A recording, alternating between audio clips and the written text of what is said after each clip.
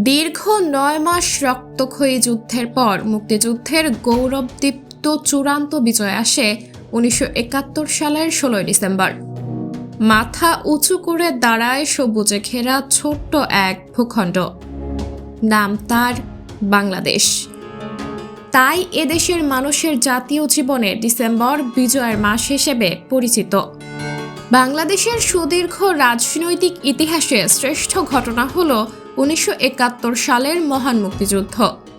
সশস্ত্র স্বাধীনতা সংগ্রামের এক ঐতিহাসিক ঘটনার মধ্য দিয়ে বাঙালি জাতির হাজার বছরের সামাজিক, রাজনৈতিক ও অর্থনৈতিক স্বপ্নসাধ পূরণ হয় এ মাসেই। প্রতি বছরের মতো এবারও বিজয়ের মাসে দেশবাসী বিজয়ের আনন্দে উচ্ছ্বসিত হবে। শ্রদ্ধা, ভালোবাসা ও শোকে মুহ্যমান হয়ে মাথা নোয়াবে অগণিত বীর মুক্তিযোদ্ধাদের প্রতি।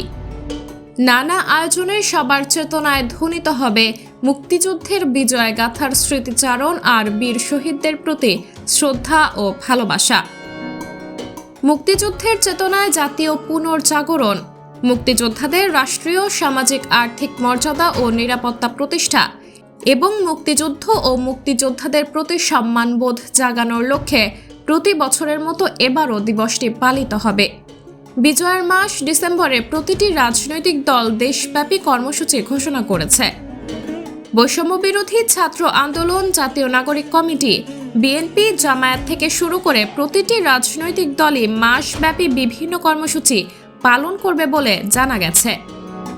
সাবরিনা জলিল, সবার কথা।